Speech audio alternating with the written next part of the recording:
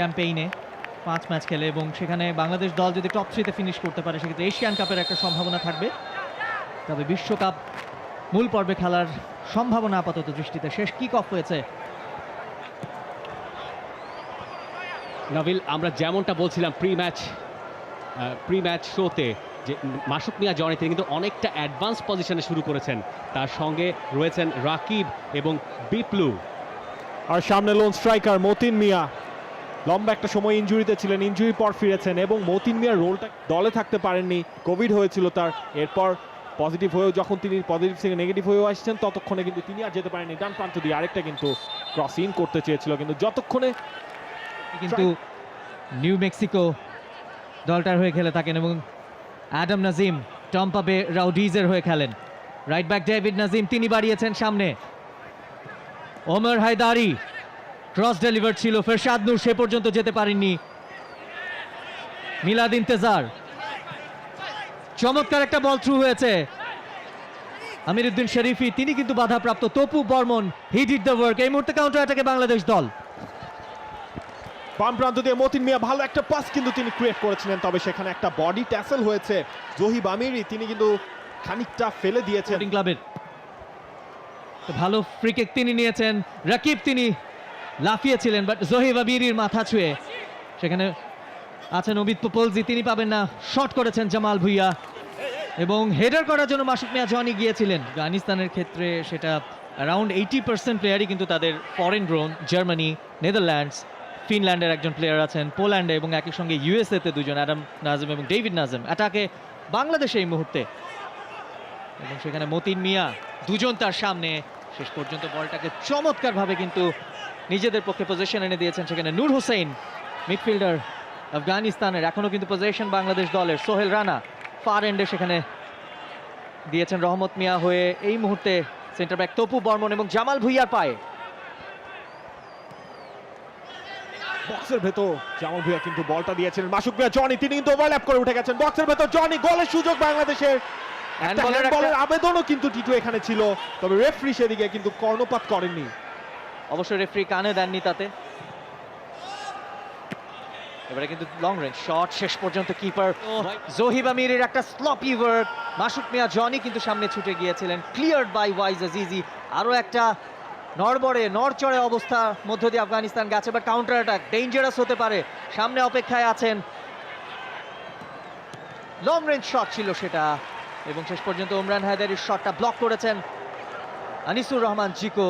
ফেরশাদ নূরের একটা ক্রস এবং সেটাকে অমিত পোপালজি তিনি কিন্তু ভালো ইন্টারসেপ্ট করলেও রাখতে পারেননি পোস্টে। Side netting. ট্রানজিশনে বাংলাদেশের দুর্বলতা খানিকটা ফুটে উঠলো, সেখানে অবশ্য ইন্ডিভিজুয়াল এররটার বেশি দায়। রহমত মিয়া বলটা ঠিকভাবে ক্লিয়ার করতে পারেননি এবং তারপর সেখান থেকে খুব দ্রুতই আমিরউদ্দিন শরীফি তিনি উঠে গেলেন। সেই শটটায় নেয়ার পোস্টে আনিসুর রহমান জিকো। এই ম্যাচটায় বাংলাদেশ যার গোলে হেরেছিল সেটা কিন্তু ছিল ফেরশাদ নূরের ডান প্রান্ত দিয়ে একটা আক্রমণ কিন্তু তৈরি হয়েছে, বক্সের ভেতর ক্রস ইন হয়েছে। আনিসুর রহমান জিকো ফার্স্টে কিছুটা সেই কি থাকলেও সেকেন্ড চান্সে কিন্তু বলটা ঠিকই নিজের গ্লাভসে নিয়েছেন। যে ক্রসটা এলো ঠিক সামনে একটা অকওয়ার্ড বাউন্স এবং সেই কারণেই হাত ফসকে ছিলেন এতক্ষণ ফেরশাদ নূর, তিনি কিন্তু রাইট ফ্ল্যাঙ্কে। Adam Nazim, in fact David Nazim, দুই ভাই অ্যাডাম নাজিম হয়তো বা চেঞ্জে নামবেন তিনি। ফেরশাদ নূর কিন্তু বিট করেছেন। এবার একটা ক্রস আসবে, আনিসুর রহমান জিকো আরো একবার কিন্তু তার দুই হাত চমৎকারভাবে সেভ করেছে বাংলাদেশকে। সরাসরি গোলে শট করেছিলেন, সেখানে তার মার্কারকে ছিটকে ফেলে নেয়ার পোস্টটায় টার্গেট করেছিলেন বিপ্লু এবং তার সঙ্গে একেবারে শেষ মুহূর্তে রহমত সম্ভবত সেখানে ছিলেন এবং নিজের পায়ের সঙ্গে বেঁধেই সম্ভবত পড়ে গেলেন। নেয়ার পোস্টটা আগলে রেখে আনিসুর রহমান জিকো বাঁচিয়ে দিয়েছেন বাংলাদেশকে। আপনি দেখুন ফেরশাদ নূর তার ভিশন, তিনি ওই জায়গা মতো। সোহেল রানা বিপ্লুকে দিয়েছেন, সামনে অপেক্ষায় মতিন মিয়া জনি এবং ফার এন্ডে আছেন রাকিব হোসেন। শেষ পর্যন্ত নিজেই শট করলেন দূর থেকে এবং একেবারেই নির্বিঘ্নেই দেখে শুনে সেখানে ওয়াইজ আজিজি তিনি কিন্তু বলটাকে যেতে দিয়েছেন। তবে বাংলাদেশ দলের অন্য অপরচুনিটি কিন্তু এখনো খোলা, সেক্ষেত্রে আসবো আমরা আলোচনায়। এবারে কিন্তু চমৎকার একটা ক্রস কিন্তু সেখানে এসেছিল এবং সে পর্যন্ত দৌড়ে সেই জায়গাটা কভার দিতে পারেনি, বাট ওমরান মার্কিং এর দিকেই মনোযোগী হচ্ছে। শর্ট করে নেওয়া হয়েছে কর্নার কিকটা, সেই জায়গায় ফয়সাল শায়েস্তে ক্রস করেছেন, বিপজ্জনক ক্রস, তবে সেটা তারেক কাজী, তার clearance. Tareq Kazi so far so good.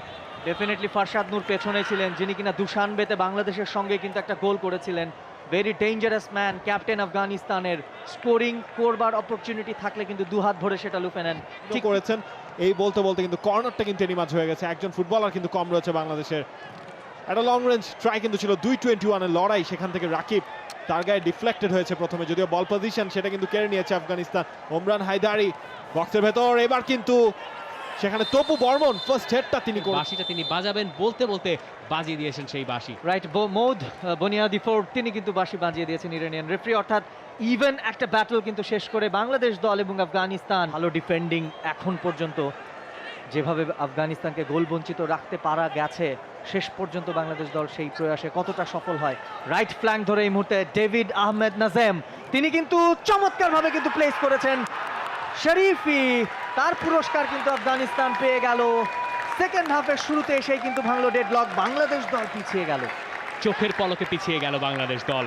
রহমত মিয়া আউট অফ পজিশন, সেই জায়গায় বিপ্লুর উপরে দায় বেড়েছিল, দায়িত্ব বেড়েছিল এবং শেষ পর্যন্ত তিনি সেই কাজটা করতে পারেননি। একটা ক্রস, সেখান থেকে দারুণ ফিনিশিং আমিরউদ্দিন শরীফির। দেখুন যেখানে সেন্টার ব্যাক শরীফ মোহাম্মদ দারুণ একটা পাস খেললেন এবং সেই জায়গায় এরপরে যে ক্রস, সেখান থেকে একেবারেই সহজ ফিনিশিং। তবে দেখে সহজ মনে হলেও কাজটা কঠিন ছিল। ওয়ান টাচে direction was perfect. Amiruddin Sharifi এর আগে জাতীয় দলের জার্সিতে একটা গোলই ছিল এই আফগান ফরওয়ার্ডের। আজকে লোন স্ট্রাইকার হিসেবে স্টার্ট করেছিলেন, সেকেন্ড হাফে কিন্তু সামনের দিকেই তাকে প্লেস করেছেন কোচ আনুশ দাস্তগীর। তার পুরস্কারটাও তিনি এনে দিয়েছেন আফগানিস্তান দলকে, যে লিড নেয়ার জন্য পুরোটা সময় জুড়ে কিন্তু আফগানিস্তান পাখির চোখ করেছিল, অবশেষে সেই লিডটা আদায় করতে পেরেছেন। নূর হোসেন, ডেভিড নাজেম, ফয়সাল শায়েস্তে, তাকে সেখানে চ্যালেঞ্জটা জানিয়েছেন বিপ্লু। শেষ পর্যন্ত তার পায়ে ছুঁয়ে বল গেছে টাচ লাইনে বাইরে। থ্রোইন আফগানিস্তানের ফয়সাল শায়েস্তে, আবারও বিপ্লুর টাচ। ব্যাক টু ব্যাক এই মুহূর্তে ভয়ঙ্কর কঠিন একটা অবস্থার মধ্যে দাঁড়াবে বাংলাদেশ দলের জন্য। মাইন্ডসেটে এখনো কোনো চেঞ্জ নেই। ফারশাদ নূর দলের ক্যাপ্টেন এই মুহূর্তে বক্সের ভেতরে নিজে ঢুকে পড়েছেন। ডেভিড নাজেম, তিনি কিন্তু বেশি কারিকুরি করতে গিয়ে সেখানে ডিসপোজেসড হয়ে গেলেন। রহমত, সেকেন্ড বল উইন করার ক্ষেত্রে বাংলাদেশের ব্যর্থতাও আসলে এই ম্যাচে অনেকটুকু পিছিয়ে দিচ্ছে তাদের। কাউন্টার অ্যাটাকে আফগানিস্তান, গোল স্কোরার আমিরউদ্দিন শরীফি দূর থেকে একটা শট করতে পারেন, শট করেছেন, তবে বেঁচে গেছে বাংলাদেশ। অনেকটুকু বাইরে দিয়ে গেছে, যদিও অন্য একটা অ্যাঙ্গেল থেকে দেখলে সেটা পরিষ্কার হবে।